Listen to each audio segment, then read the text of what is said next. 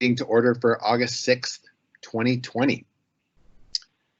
We'd like to begin by acknowledging that the land that we are on were the Aboriginal territories of the Salish and Kalispel people. And with that, would you all please join in the pledge? Thank you. Pledge allegiance. Pledge allegiance to the flag of the United States of America and to the republic for which it stands, one nation, under God, indivisible, with liberty and justice for all. Great sentiments. All right. Do we have any public announcements? Any public comment on items not on the agenda?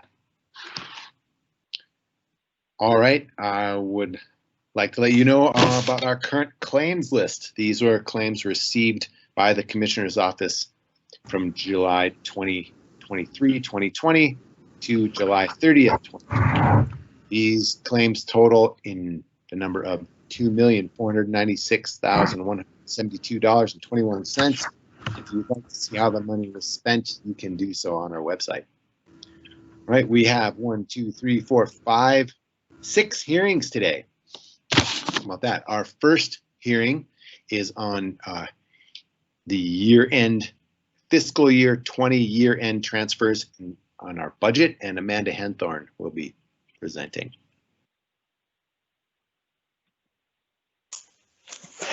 Good afternoon, Commissioners. Thank you for having me. As we do at the end of every fiscal year, we have some year-end alterations to our budget to meet the state requirement that our budget is balanced.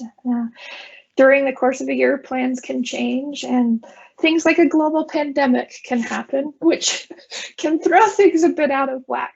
So the list of amendments and transfers for this year is just making sure all of our expenditure categories, personnel, operations, capital outlay, transfers out, and those are in essence balanced in preparation for the audit. So this is kind of a standard thing that we do every year. The only thing that is not standard about this particular year is we do have a few more amendments and transfers due to COVID-19 and the spending that we incurred in the last fiscal year to do that. If there are any questions, I'm happy to answer. I don't have any questions. I'm good. We definitely get the complexity of what the last few months has wrought. It has been interesting, and so we would just ask that you would approve these today so we can go ahead and get fiscal year 20 closed and keep progress moving on the audit for this year. Yep, Right. We're all ready for 2020 to be done. So I'm motion. Sorry, go ahead, Josh. I was going to say, look at that wonderful motion language. I was commending Emmy on bringing that up. Oh, I didn't see that, Emmy. Sorry, I was like. Isn't that handy? Yeah, sorry. I'm back to you guys now. Now I see you guys. So I motion that we request the board approve budget amendments for fiscal year 2020 to update and adjust the budget in light of changes to department operating plans during the year, spending that occurred as a result of COVID-19, receipt of new grants or other revenues, and account for necessary overages. All right, all in favor? Aye. Aye. Thanks, Amanda. Thank you. Have a great afternoon. We should be commending you for your perseverance in world of budget in such a weird year. I appreciate it. Hopefully next year's better. Thank you. It'd be fun to have a boring year. Very fun. Okay. All right. Next up is this new issue. I'm unfamiliar. It is brand new, hot off the press. The Lindbergh Lake Bridge.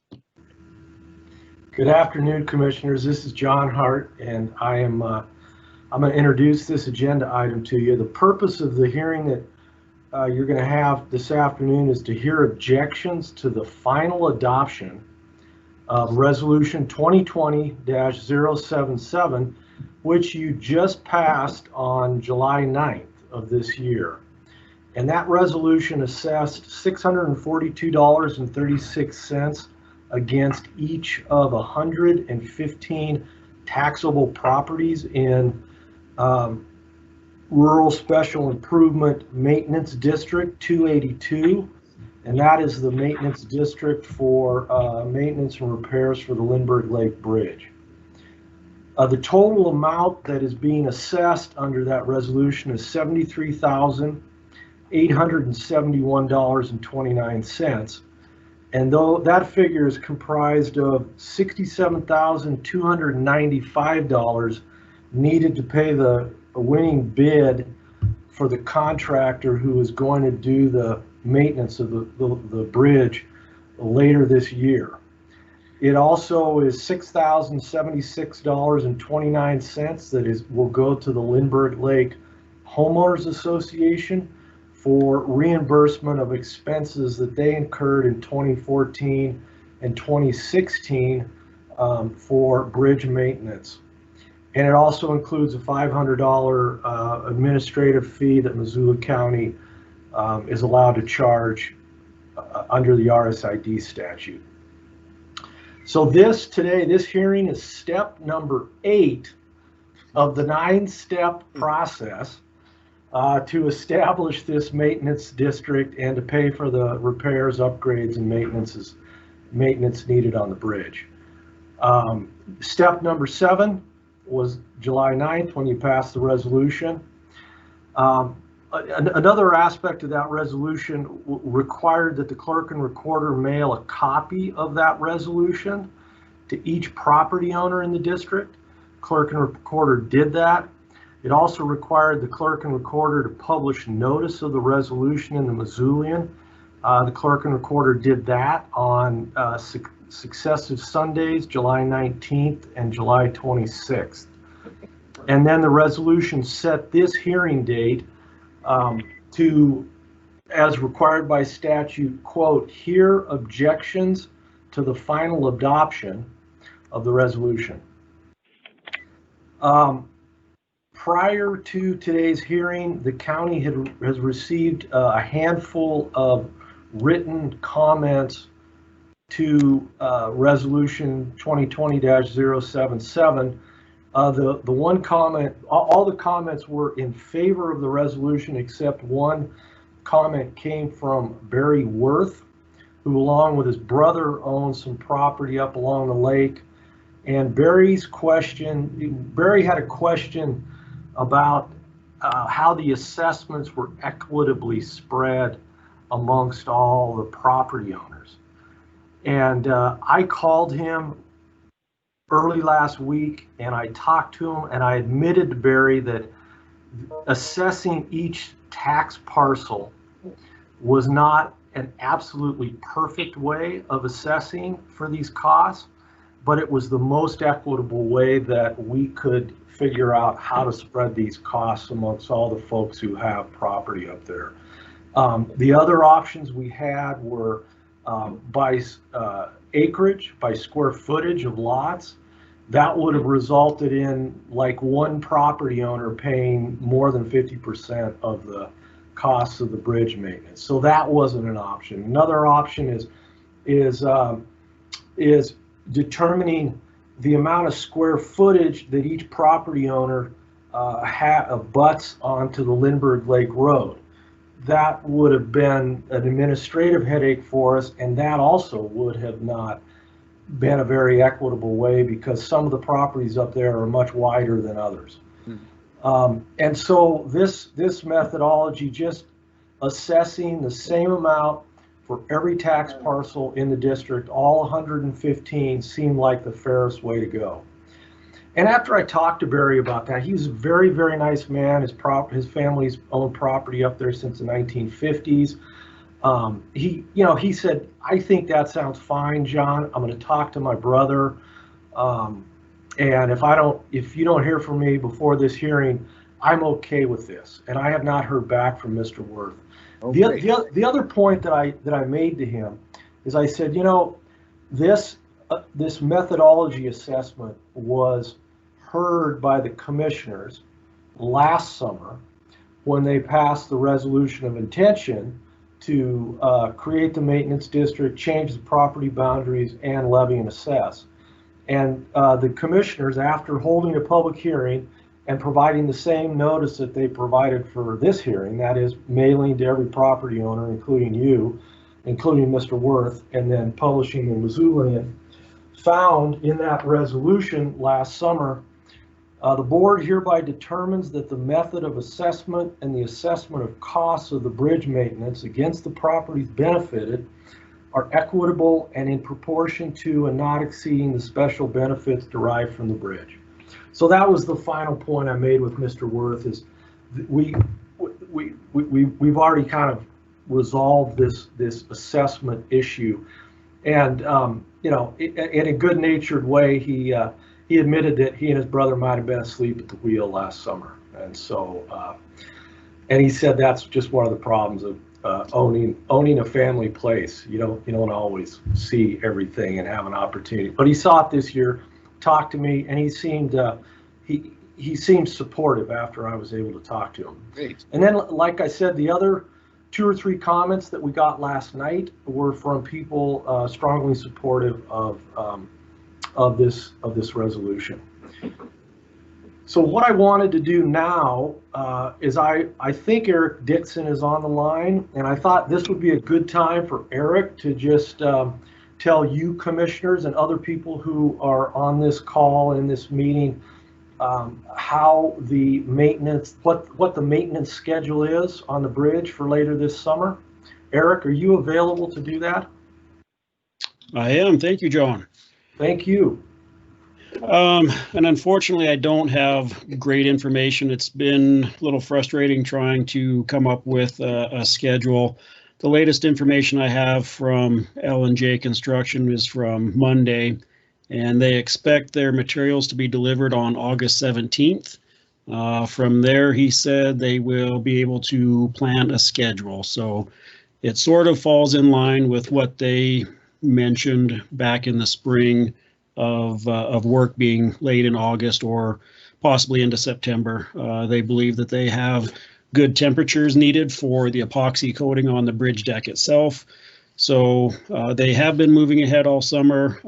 I've known that based on our emails, just not being able to pin down an exact date yet. So I also did receive finally a signed contract from them. So that is the other piece of our work that has been difficult to obtain, but we are ready to move forward. So after or about on August 17th, we should be able to begin discussing a schedule. And at that time, we'll have to coordinate with the HOA to spread information about when the work will be and what impacts that will be to their daily schedules.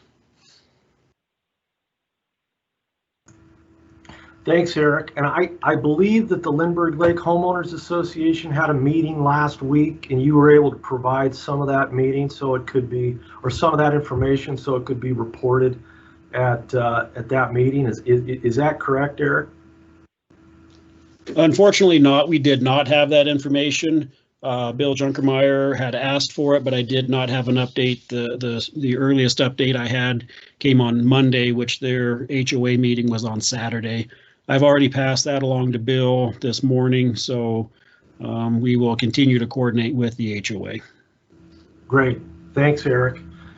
One thing I'd like to clarify, commissioners, is that these assessments will go on the 2020 tax bill for these property owners. So they'll pay the first half of the $642 by December 1st or by the end of November of this year, and then they'll pay the second half at the end of May of 2021. The Public Works Department is going to go ahead and use money from their department to pay L&J contractor to do the work this summer. Great. And then they will get reimbursed for that amount once the tax collections are made for tax year 2020. The reimbursement to the Homeowners Association will not occur until after the second half tax bill is paid at the end of May 2021. And I honestly don't know when Missoula County will take its $500 administrative fee. That I don't know. So with that clarification, unless you guys have questions for me about anything, now would be the time to ask for comments or to hear any objections from district property owners. Sure. I want you to know that under the statute, you're not required to reconsider or modify Resolution 2020-077 based on any objection that you hear. The Supreme Court has made that clear that you're obligated to hear objections, but you're not obligated to do anything to address those objections that you hear unless you feel like you need to. And my position based on the statute and the case law is that you would only reconsider or modify this resolution if you believe that based on what you hear or evidence that is presented, the total amount that is assessed is somehow out of line or unreasonable. So, for instance, if somebody came forward and said, $67,295 for this bridge maintenance, that's ridiculous. I know somebody who can do it for half that or something like that. Or the amount to be reimbursed to the homeowners association is, they didn't really incur those costs, or that's ridiculous for you guys to do today. So it would be my position that those would be valid basis for modifying or reconsidering the resolution, but you're not otherwise obligated to do anything unless those kinds of considerations are raised. And then I don't think the RCA has a really good motion because this is sort of an odd process. But if you don't hear objections that make you want to modify or reconsider the resolution, I would suggest that one of you move that the BCC confirm resolution number 2020-077. And I can give you that language too later on in the hearing. So that's what I had to present. I hope that's helpful to you guys. And me, more so than maybe anybody else, is grateful that we're at step number 8. So I'm glad to know that you contacted Mr. Worth, because I was wondering about his questions. I'm glad that they were answered. Are there people on the phone that have questions or comments, or how does this work? I was just going to call for that. Does anybody would anyone like to voice any objections to this this assessment?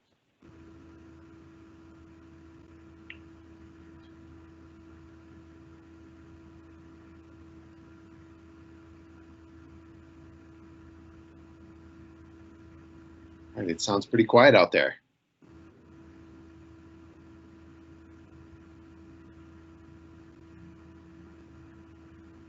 Well, before we entertain a motion, John, I would just like to say thanks for riding herd and shepherding this thing for a really long time through all these steps and doing such a complete and thorough job, and being in touch with neighbors too. We appreciate all that. So thank you. Well, you're welcome. It's been a good experience for me to hands-on bring an RSID all the way through to fruition. Yeah. I don't think I'll volunteer to do this again because I think it's more appropriately handled, by other experts in the county. But it's been a good experience for me, and I'm glad I had this opportunity. Great. All right, Juan, do you want to? Yeah, I'm sorry, Emmy. Can you throw up Can you put up the proper language for 2020-077?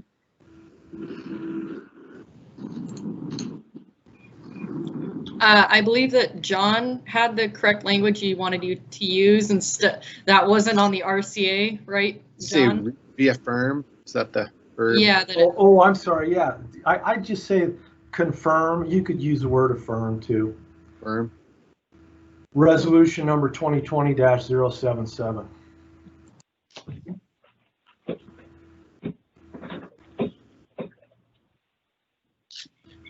Looking for it here.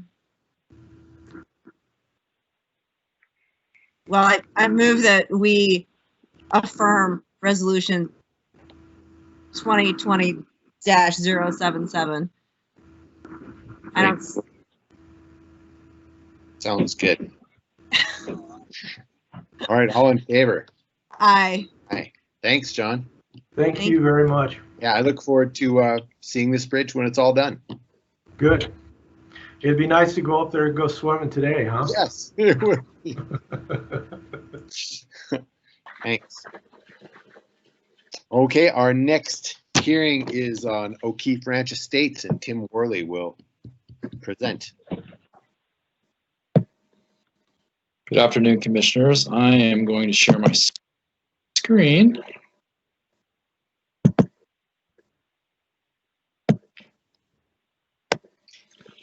All right, this is O'Keefe Ranch Estates. It's a request for a phasing plan extension. The request comes from professional consultants, and John Kellogg, I believe, is present for this hearing. So O'Keefe Ranch Estates is located south of Waldo Road in the Y vicinity. It is, I believe, a 200 lot subdivision approved in 2005.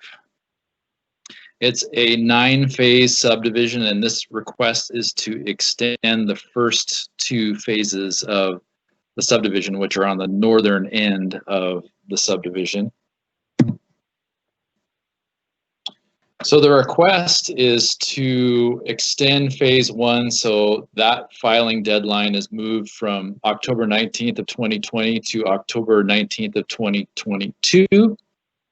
And phase 2 is requested to be extended so that that filing deadline changes from October 19th, 2022 to October 19th, 2023. The basis of the request is extra time needed to work on connecting to City of Missoula sewer and also making a community water connection in the area, and also extra time to conduct a traffic impact study. So as far as the extension criteria and our subdivision regulations are concerned, you have to ask for at least a 1-year extension. You can't go any shorter than a year, but the total timeline can be no more than 3 years. So this fits that criteria. There can be no disruption of public facilities or services, and we didn't find a problem with that. And no changes are expected within the approved subdivision area. So staff's recommendation of this request is approval. And here's your motion. I move that the O'Keefe Ranch Estate Subdivision Phasing Plan Extension be approved. Great, thank you. Do we have the developer or developer's representative wishing to speak on this? Yes, thank you, Commissioners. John Kellogg with PCI. And to follow up from the letter you have in your packets, we have been aggressively pursuing the application through DEQ, and it's going back and forth at the present time between requirements of the City of Missoula for the sewer approval and DEQ requirements for completion of the certification that the water is available from an adjacent system. We did complete the traffic impact study and submitted it at the request of MDT. We've gotten word back from Glenn Cameron at MDT that their review process is slowed down by COVID. And in fact, the whole process that we're going through here has been delayed because of difficulties within offices to respond. So we believe this is an appropriate request, and we would encourage you to okay it. Thank you. Thank you. Thank you. Do we have any public comment on O'Keefe Ranch Estates subdivision phasing plan.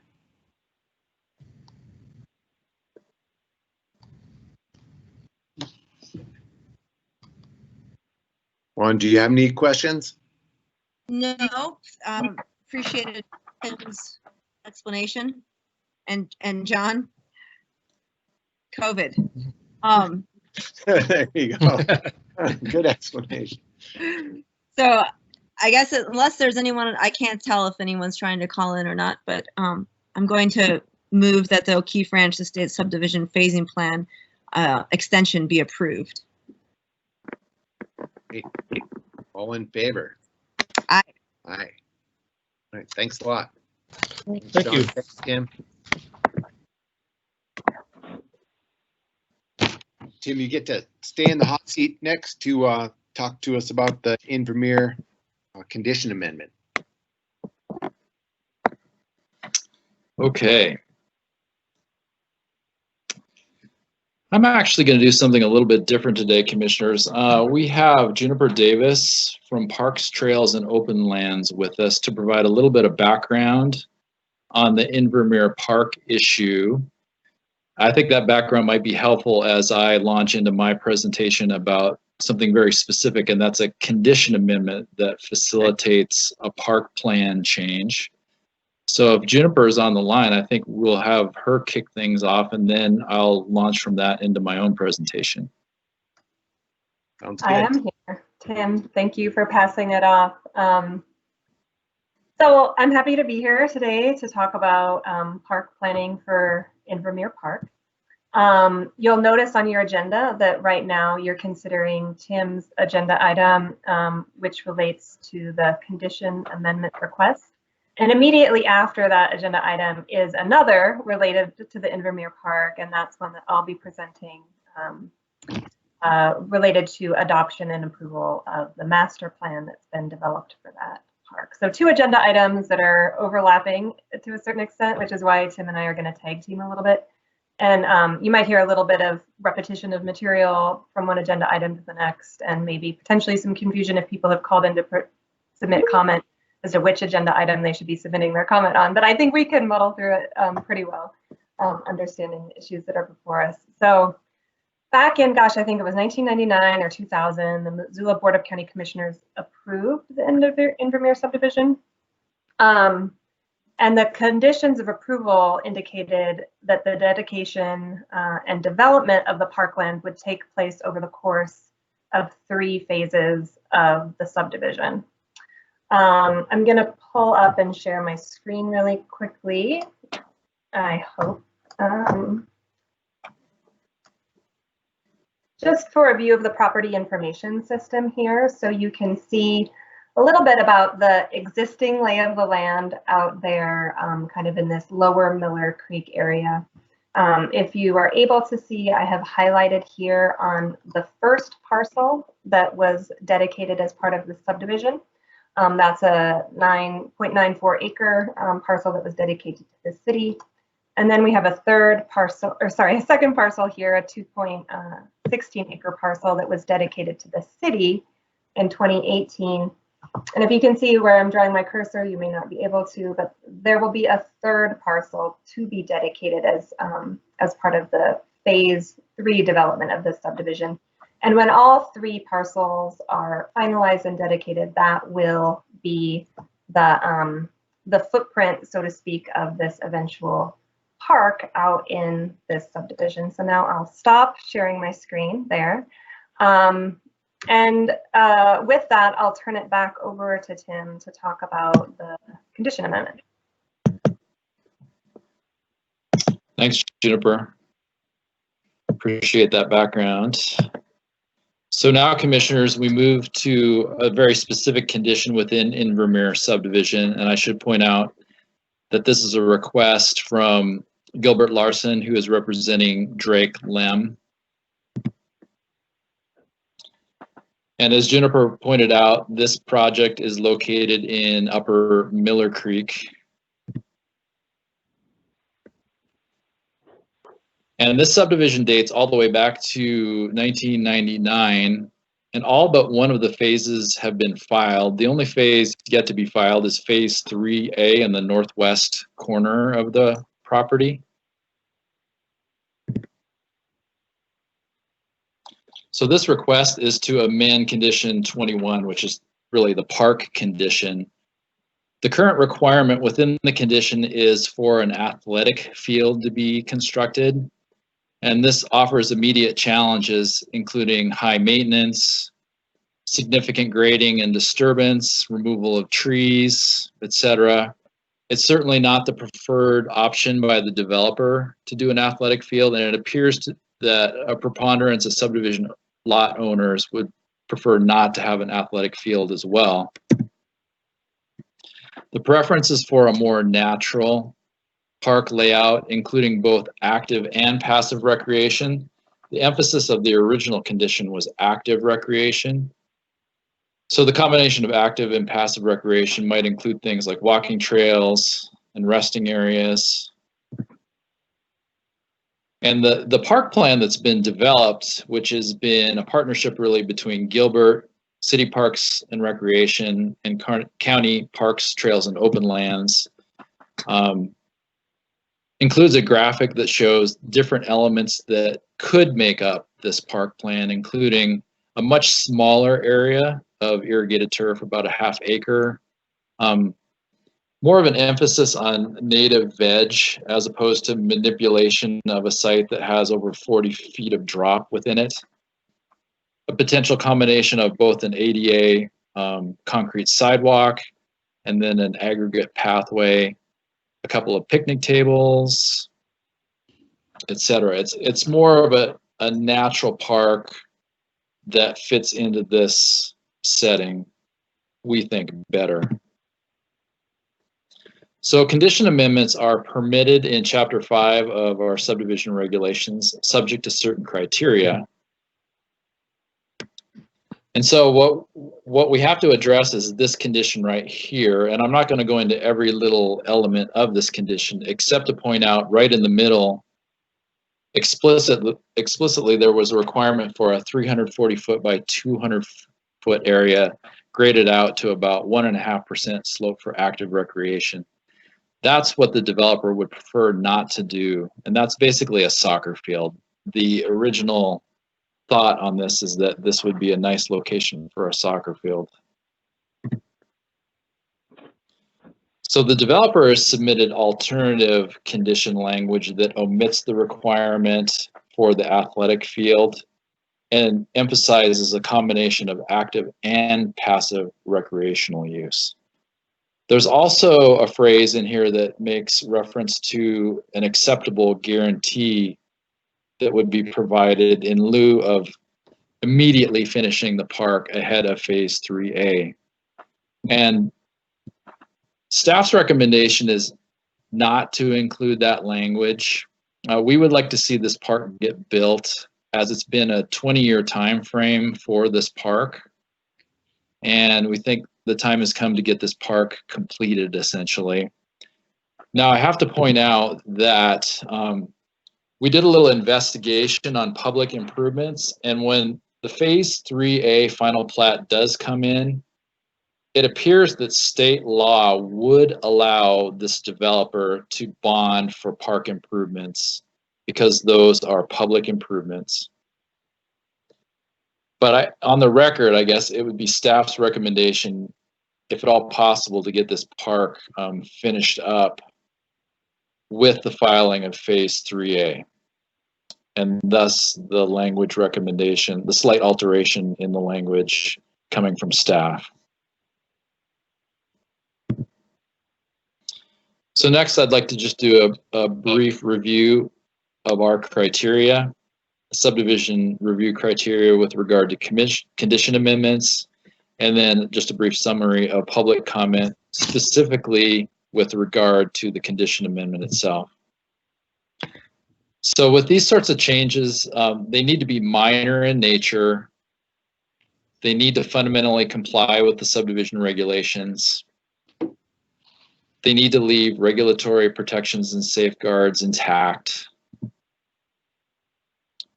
They can't spawn a new impact or resurrect an old impact that was addressed through the subdivision. They have to be consistent with the growth policy and the subdivision findings of fact. They can't be incremental change, that is a change that triggers a series of other changes, sort of a chain reaction. They can stem from changes in the area, and those can be contextual changes, environmental changes, and we feel we have that here. And the requested changes can't be based on economics.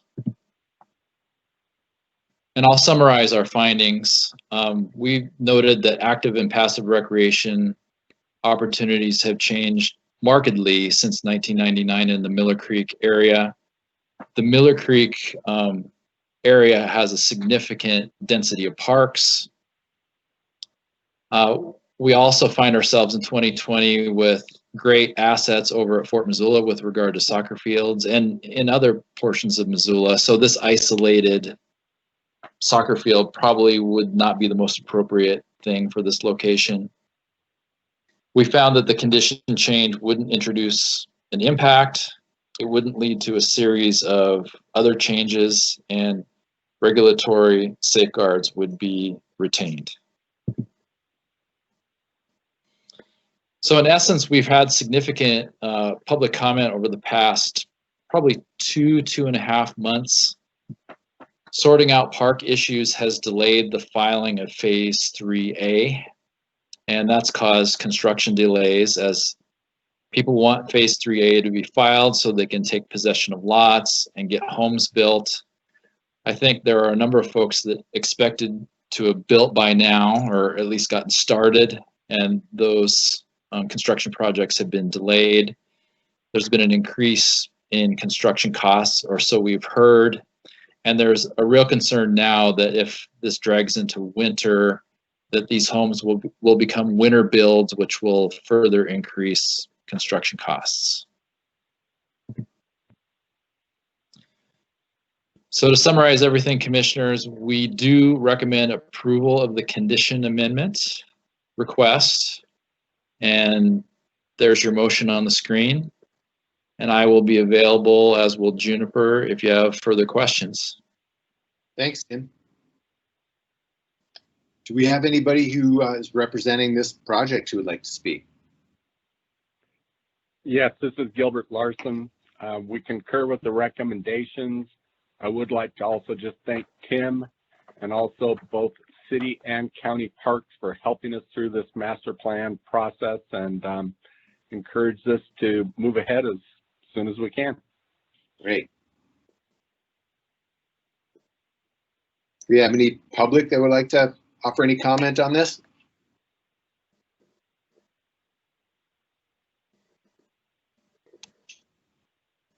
There was a 5290400. Oh, it just went up. Okay.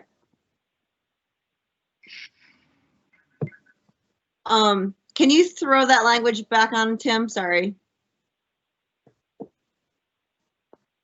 Sure, I'll do that.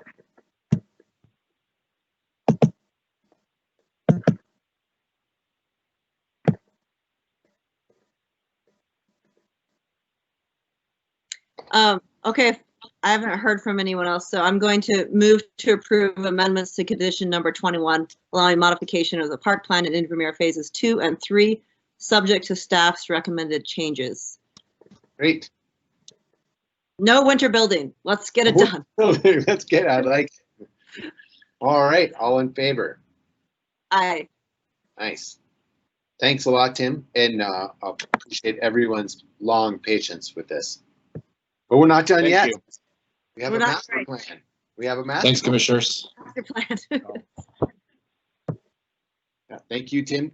Juniper, would you like to speak to the park master plan in Vermeer? Yeah, I would. Thank you. And Tim did a lovely job already kind of giving you an overview of the park master plan. The conceptual drawing you saw is what I will show you as well, but a little background. So City Parks and Rec staff, primarily David Selvage, and then Missoula County Parks, Trails, and Open Land staff, namely Garrick Swanson, have been leading this effort, working with Gilbert Larson, the developer's representative who you just heard from, They've been working in close partnership since the fall through the winter and now into the spring, and have moved this park planning process along very smoothly. So back in January, late January, the developer's engineer, Gilbert, along with city and county staff, hosted a neighborhood park master plan workshop. And the goals of the workshop were to engage the neighborhood in a planning process that would inform the level of parkland development, and then also ensure that the recommended level of parkland development meets neighborhood values and interests. We had about 30 people show up from that neighborhood, and we specifically pulled people from within that subdivision. So about roughly 30 people in attendance. And the residents indicated that the subdivision's original park development conditions from, again, roughly 20 years ago didn't really meet their needs and would also entail a high maintenance cost. So the city and the county staff worked with the neighborhood to get their feedback, and they drafted the master plan that was then reviewed by the developer's engineer to ensure that the grading could be done, because as Tim mentioned, there is a significant slope there, and we needed to make sure that this would be a feasible plan. Indeed, we were able to ensure that that work could be done, and so copies of the plan were mailed and emailed to the Invermere homeowners around June 22nd. And I'll show this plan, this concept one more time. And again, as Tim already pointed out, it has, I would still say it's a developed park, but with a more natural concept. Instead of focusing on that large irrigated field, which would have a high maintenance cost, still an irrigated field, but a smaller one, surrounded by natural vegetation, walking paths, some of which will be ADA compliant, retention of trees and some shelter areas, and kind of a nice, pleasant, sort of more natural space out there. So, you know, this does involve a concrete path and sidewalks on 3 sides, an internal gravel walking trail, a gravel plaza with a seating area, approximately a ½ acre irrigated lawn area, a flat dryland area for potential future park improvements, sort of a dotted line here that will be graded to allow for future development. And then 2.9 acres of native dryland vegetation on sloped areas. Several existing ponderosa pines will be retained, and the developer is proposing to construct stormwater drainage pipes and facilities in the parkland that will be maintained by the city's stormwater utility. The Parks and Trails, well, actually I should say first, the city's Parks and Recreation Board met in July and reviewed this same plan and did move for its approval. So from the city's perspective, that was accomplished in July. Also in July, we took it to the Parks and Trails Advisory Board, which met on the 16th. And the board considered a number of items in their discussion, including the public comment submitted by email and from 2 individuals who attended the meeting. And I want to include a summary of that public comment now. So you can see in your meeting packet that I've provided the written email copies in the packet, and then we've also developed sort of a summary table that shows you at the beginning there each individual who commented, and then a real high level summary of what they presented. Generally speaking, again, at a high level, you can see that about 4 people wrote in to support the park. 3 wanted to see additional public comment, additional avenues for public involvement. And then 1 commenter spoke to the issue of park ownership and maintenance, which is outside of the scope of this discussion, but still nonetheless related. And that individual was stating their opinion that they felt the park should be owned by the city and maintained by the city as opposed to the HOA, which is currently the model that's being used for this park. So our Parks and Trails board member took the public comment very seriously and weighed it and evaluated that. And As a result, they did want us to make sure that we conveyed to you the extent of the public comments so that you all could consider that in your final decision making. That was important to our advisory board, that that information be brought forward to you all. So with that, I'm here to answer any questions. And we don't have another person queued up to speak, and I don't know if anyone's called in, but we can consider that as well. What's the irrigation for the irrigated portion? Or is it irrigated? So I can show you this here, one quick moment. This area, I know it's hard on screens, but if you can see my cursor, it's right here in the middle and it's labeled with a 1. That's the irrigated turf area that is existing, and it's still half an acre, which is not insignificant. Someone could certainly, you know, kick a ball around with their kids, or, you know, have a pickup game of croquet, or, you know, what have you. So there is some opportunity there for active recreation still in that irrigated area. It's simply not designed to be the size or shape of a soccer field, nor will it be maintained to be a soccer field, which has, again, kind of a high maintenance cost associated with those, you know, built turf areas for active sports.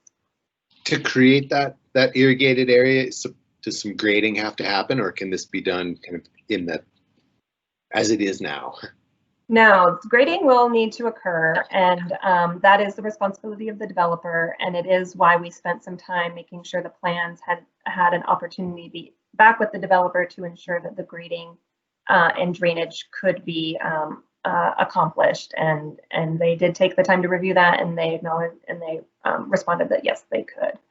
Great. There's a significant drop across the entirety of this park. It's quite large, and from north to south, or it's like a 40, I can't remember if it's north to south or what have you, but it's about a 40-foot, I want to say, change in elevation. So it's not flat as it is.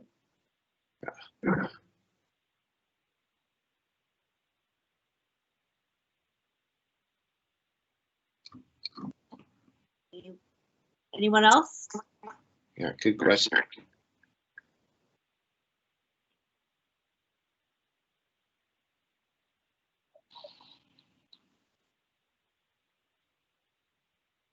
Well, okay. Yeah, Juniper, I'd just say good job on the public process, and this neighborhood is now going to have a park that more fits where the neighborhood is, what the neighborhood is, and what they want. So, and that's not easily arrived at. So, good job, and I'm glad we can get some houses built before winter, and they'll have a nice park. Thanks, and I'll pass along that thanks to staff as well. Yeah, please do. Well, then with that, yeah, and considering comments, I know there's some folks that were maybe a little frustrated, but I think overall, this is a great way to move forward. So I motion to approve the Invermere Park Master Plan. All right, all in favor? Aye. So it is done.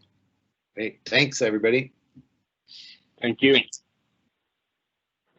Okay, last up is Bailey Minich with the 220 Tree Subdivision. Hi, good afternoon, commissioners. Can you hear me? Yes. Perfect. Okay, I got new headphones, so hopefully they work better. I'm going to share my screen here. Hold on a second. Okay, can you guys see that? Yes. Perfect. Okay. So this is an application for 223. It's a minor subdivision. It's located at 12820 Bunchgrass Lane and 12760 Junegrass Way. It's south of Frenchtown on the north side of I-90 along the Frenchtown frontage road. It's a 4-lot residential minor subdivision. It's actually a re-subdivision of 2 residential lots from the Hawthorne Springs subdivision that was approved in 2004. Let me go to the next page here. So here's kind of a vicinity map. The Y over here just as a reference point for you all, and then here's kind of where we're talking about is up here. So here is the proposed plat. The subdivision is unzoned. The property is outside of the map floodplain. It does lack significant hazard areas. There's no slopes over 25%. Development surrounding the subdivision is primarily residential and vacant land. The site is a mixture of flat areas and some rolling hills. And currently the property does include some existing utility installation, but it is currently vacant of residential structures. So just kind of go through the criteria we have for approving subdivisions. So as I said, it's a 4-lot minor residential subdivision. It's on 4.91 acres. The lot sizes range from 0.32 acres to 1 acre in size. This gives a density of around 1 dwelling unit per 1.22 acres. The northern portion of the subdivision, which this slide is going to show, is within the 1975 Comprehensive Plan 2002 Regional Land Use Guide with a designation of rural low density residential, and that has a density of 1 dwelling unit per 10 acres. So the acreage represented by this land use designation is 1.25 acres. The southern portion of the property is within the Missoula County land use element, which was done in 2019 as an amendment to the Missoula County growth policy from 2016.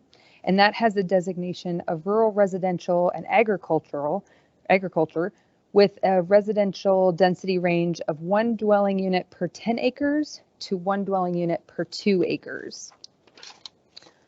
So the regional land use guide describes it as rural low density residential, and that is a designation typically for developments to be within areas wishing to maintain a rural atmosphere. Agricultural activities are secondary to residences but are important quality to this classification, provides less impact than higher densities, and promotes clustering of dwelling units, or is encouraged to maintain undivided open land and undisturbed. The goals of the Missoula County land use element, rural residential and agricultural designation, is to preserve natural landscapes and waterways while providing rural residential uses in areas with proximity to higher levels of infrastructure and services. And protect public health and safety in areas with identified hazards like floodplains and human-wildlife conflicts. So through a combination of subdivision exemptions, and sanitation approvals, the total number of dwellings possible on the property could actually be up to 5, but the subdivision is proposing to reduce that number to just the 4 lots that they're proposing. So the density of the subdivision does exceed the recommended land use density designations of both the plans for this area. But just as a note that due to state law, a proposal can't be conditioned or denied based solely on a lack of compliance with the growth policy or land use plan. And so for that reason, staff has not included any conditions recommended based on failure to comply with the growth policy or its amendments. In the next slide here, so effects on agricultural subdivisions are required to reasonably mitigate any potential significant adverse impacts to agriculture resulting from the subdivision. There's no current food production occurring on the site. It's not adjacent to a larger network of open space or critical wildlife habitat that has been identified on the site. It's not been historically utilized for agriculture production. There are some current agricultural operations that are located on the east side of the property across Interstate I-90 that we noticed on our staff site visit. So we are including a condition of approval, or proposing condition of approval, that notification of agricultural practices is included within the proposed covenants. And that's condition proposed or recommended condition number 3 of my staff report. Effects on local services. Direct access to all 4 lots will be provided by 2 existing roadways, Bunchgrass Lane and Junegrass Way, and each has a paved surface width of 26 feet. They are county maintained paved roadways with 80-foot wide right-of-way easements. No new roadways are proposed within the subdivision. Minor subdivisions are not required to have pedestrian facilities. However, they are required to include a waiver of the right to protest, a creation of an SID or RSID for future construction of sidewalks or bike lanes or trails. So we are recommending that as a condition of approval for language on the final plat, and that's proposed condition number 2. Water and sanitation, all 4 lots are under the 20 acres in size and therefore have to go through the sanitation and subdivision review with DEQ. They are going to connect to an existing multi-user septic system, which is located within the proposed common area. And that's why I threw this slide up, this image on the plat, because you can see here this common area and where they're proposing that multi-user system. It's actually in place already. And the applicant's representative can go into more detail on that as well here in a bit. So they are also going to connect to the existing public water system that was developed with the Hawthorne Springs subdivision, so that original subdivision.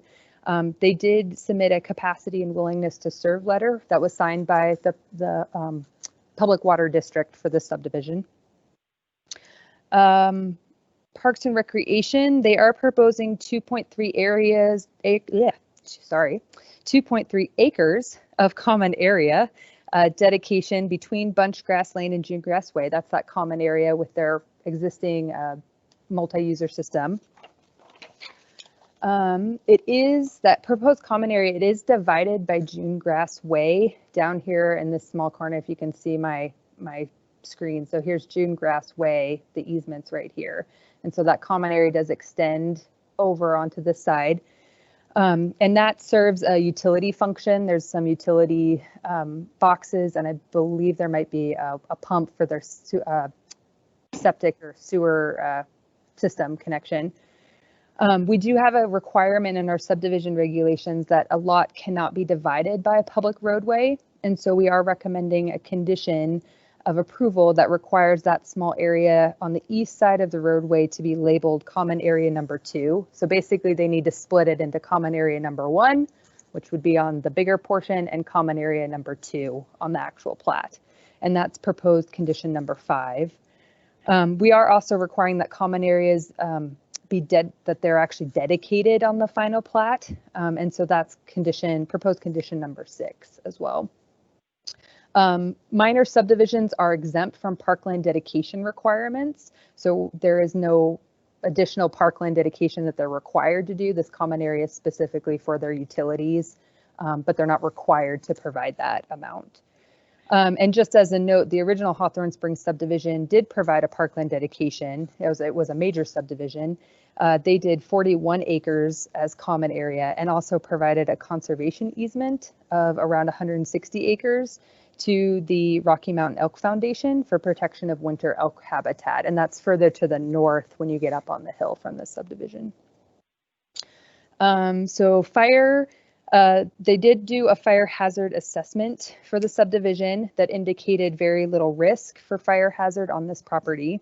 There are existing fire hydrants along Bunchgrass Lane within 200 feet of the proposed Lot 2A over on this side. And there is an existing fire hydrant along Junegrass Way within 350 feet of the other 3 lots. The hydrants are connected to their Hawthorne Springs public water system, and they are proposed for the subdivision's fire suppression plan. We are recommending a condition of approval that they do have a professional engineer, a PE, certified that the hydrants can provide the minimum fire flows per the fire requirements. And so that is proposed as condition number 8 in my staff report. It's kind of a standard condition, but we are recommending a condition of approval that any new driveways are reviewed and approved by the Missoula County Fire Inspector.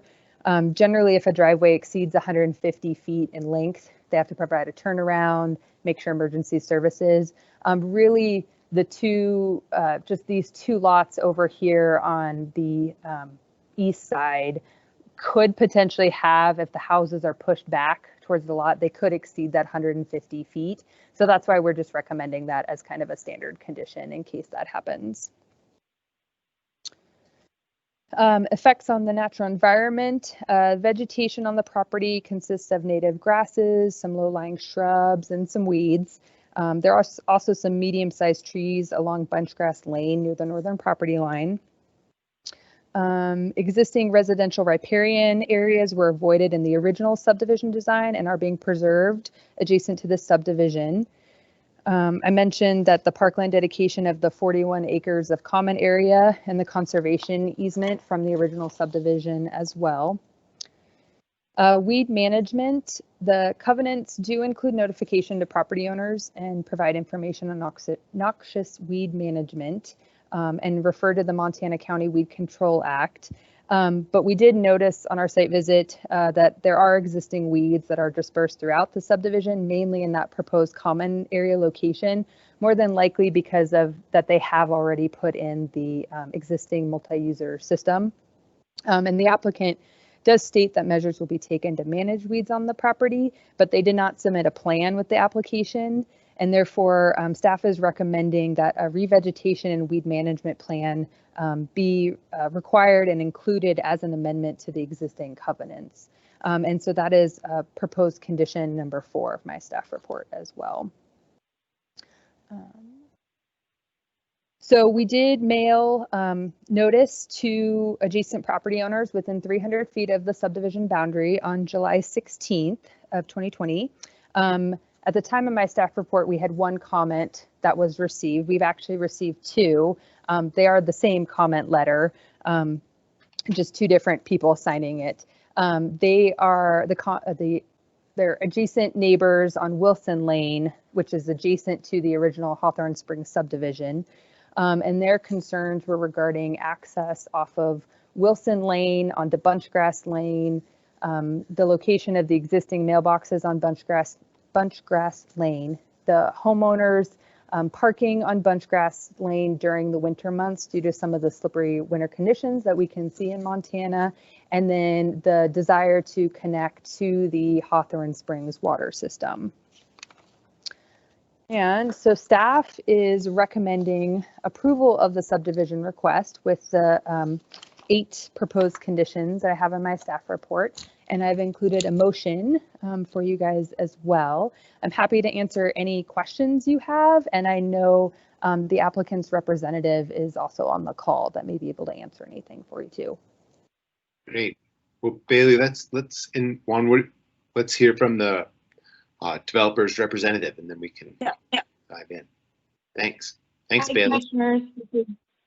This is Jenna Sage with Missoula Engineering. First, I would just like to thank CAPS for all their work on this project. And we're happy to answer any questions that you guys may have. Great. I know we had talked about this, but I'm forgetting where we landed. Bailey and Jenna, if you could, how did you answer the concerns that the folks on Wilson raised?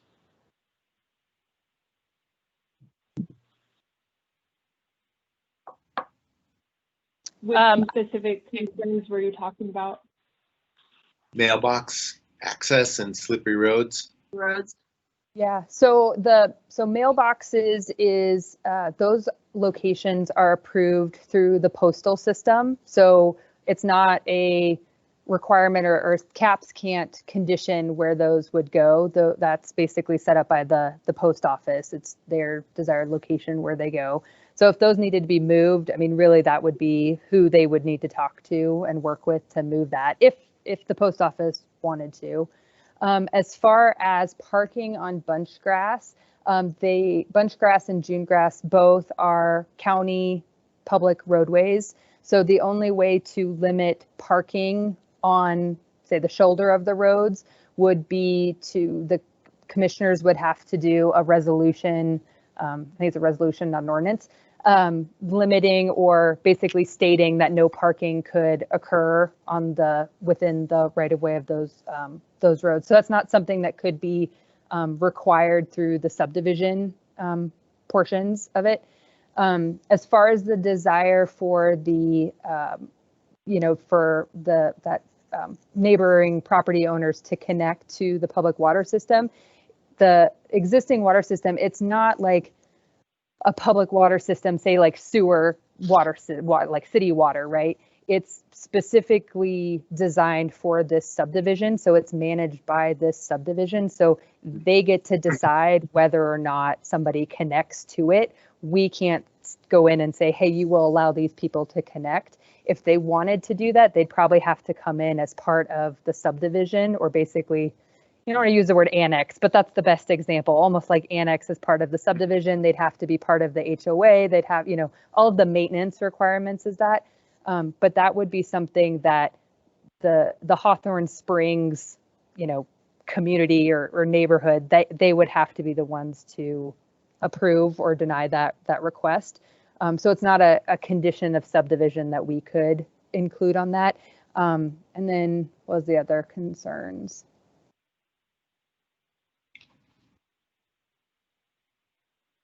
I think that was kind of it. Yeah. Bailey, can I just ask you a question on the water piece? So if the new folks can't join in on the existing water system, they have to drill their own wells. Are these lots big enough to accommodate that? And do we know that drilling individual wells wouldn't have an impact on the existing water system? Well, these lots were already part of the original Hawthorne Springs subdivision. Okay, so, sorry. Yeah, so they were included. Now the adjacent neighbors that are commenting, they were not part of that original subdivision. So they're their own kind of tract land. These two lots were, and they're basically just re-subdividing them already. Okay, thanks. Sorry about that. Mm-hmm. Do you have a listing of all the conditions on one, that we could look at one screen with all the conditions? I can switch my screen and do that for you. Yes. Hold on a second. Let me get to my staff report here.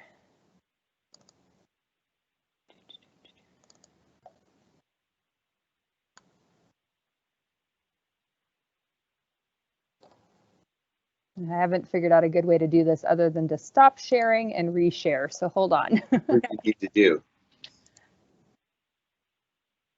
Maybe this one. And let me scroll. It'll be down here at the end. So I don't, yeah, this is the best I have here. I can scroll there. It's basically on 2 pages. So there's these ones here and then these ones right here. Can you make it a wee bit bigger, please? Oh, yeah, sure. Thanks. Is that better? Great, thanks. And I can scroll. Just let me know if you want me to scroll down.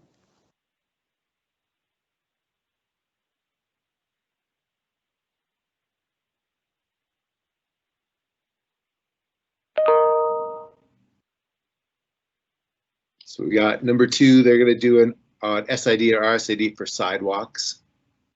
Right. What's number 1? That's for the utilities. So basically just saying all of the utilities, there's different designations on the plat that are public access utility easements for water, sewer, cable, gas, all that kind of stuff. Right. They have to show that. Yeah, 2 is the RSID, just in case there's ever future sidewalks or expansions needed. There are sidewalks along the Frenchtown frontage road, but that's just a kind of a caveat one. This condition 3 is the section in the covenants for the notice that there are agricultural practices occurring on adjacent properties and property owners should be notified. Hey, you're buying a lot in a rural area. This is great, kind of already out there. Condition 4 is that that they do a revegetation and weed management plan prior to final plat approval, and that gets included in the covenants or in those existing covenants to kind of mitigate the weeds that are out there on site. Condition 5 is that common area be split so that it's not bisected by June Grass Way. So they have common area 1 and common area 2, and that the covenants reference both of those areas still so that it's all included in that. 6 is that the common areas be dedicated, and we approve that language prior to final plat. And then 7 and 8 regarding the fire, so that new driveways over 150 feet are reviewed by the Missoula County Fire Inspector. And then condition 8 is that PE certified that those hydrants can provide the minimum fire flows that are required by the fire regulations. Great, thank you. Thanks for walking us through those. Yeah. Oh yeah, no problem. Thank you. Yeah, I'm good on questions now. So, thanks. Yeah, I can have like the condition or I'm gonna motion to approve. Yeah, with conditions and the staff report. Oh, here we go. There. Aha. There we go. Thank you. And I don't know if there's any public on the call too. Sorry. Does anybody out there want to make a comment on this who has not yet? Okay, I motion that the 223 subdivision be approved based on the findings of fact and conclusions of law in the staff report and subject to the recommended conditions of approval in the staff report. Great, thanks. All right, all in favor? Aye. Aye. Well done, Bailey. Super thorough. Thank you. Oh, Yeah. Thanks. Super And if good. there's ever something you want me to touch on more, it's always the hard of knowing too much, too less, whatever. Just let me know. You did great. Thanks. Okay. Yep. Do we have any other business? All right. Wow. Well done. We have some more afternoon added to your day. Great. Thanks, everyone. Thanks, everyone.